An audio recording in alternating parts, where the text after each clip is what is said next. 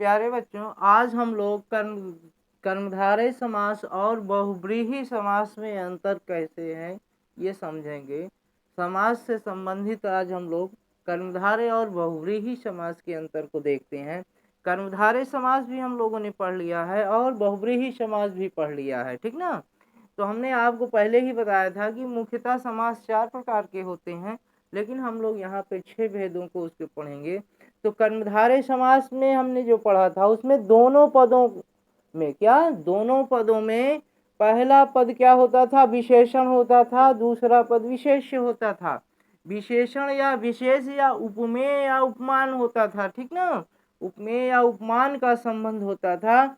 लेकिन बहुव्रीहि समास में दोनों पदों को छोड़कर अन्य पद की ओर संकेत होता था, अन्य पद प्रधान होता था, यानी तीसरा कोई पद हो जाता था, ठीक ना। जैसे यहाँ पे दोनों का एग्जाम्पल दिया है, दोनों का उदाहरण दिया है। पीतांबर, पीला है जो अंबर, पीला है जो अंबर वो क्या कहलाएगा? कर्मधारय समास कहलाएगा।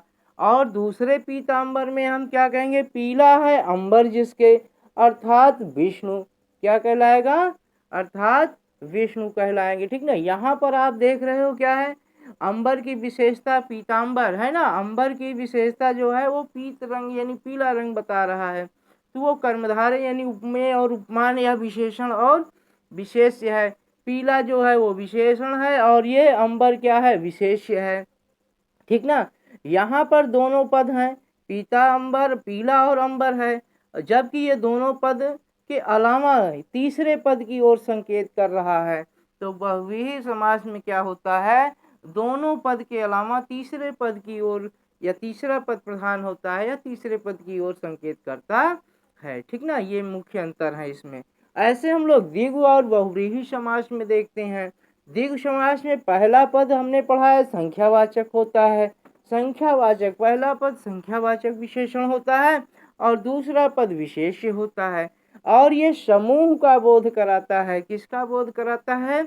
समूह का बोध कराता है। ये बात ध्यान रखने की है। पहला पद संख्यावाचक विशेषण होता है और दूसरा पद विशेष्य होता है। परंतु बहुव्रीहि समास में जब हम देखते हैं तो दोनों पदों से अन्य अलग पद प्रधान होता है, जैसा कि हम लोगों ने पहले भी पढ़ चुका है। कर्मधारय और बहुव्रीहि के अंतर में भी इसको देख लिया है कि बहुव्रीहि समास जो होता है वो दोनों पद के अलावा तीसरे पद को प्रधानता है उसमें रहती है, ठीक ना। जैसे यहाँ पर देखते हैं क्या लिखा है? त्रिलोचन लिखा है। त्रि और लोचन, क्या? त्रि और लोचन। त्रि क्या है? संख्यावाची है जो लोचन की विशेषता बता रहा है। और 3 लोचनों का समूह। द्विगु समास में क्या होगा? पहला पद संख्यावाची होगा और वो समाहार का बोध कराएगा, यानी 3 लोचनों का समूह है। और दूसरा क्या है? त्रिलोचन, 3 है लोचन जिसके, अर्थात शिव। ये तीसरे पद को बता रहा है, अर्थात ये बहुव्रीहि समास होगा। तो इन अंतरों को समझना बहुत ज़रूरी है। और अगर ये वीडियो आपको ज्ञानवर्धक लगी हो तो आप इसे लाइक करिए, ज़्यादा से ज़्यादा आप अपने मित्रों में इसे शेयर करिए। और अगर इस चैनल पर आप नए हैं तो इसे आप सब्सक्राइब करिए, जिससे हिंदी व्याकरण संबंधित आपका ज्ञानवर्धन उत्तरोत्तर होता रहे और इससे संबंधित आपको जानकारियाँ मिलती रहें। धन्यवाद।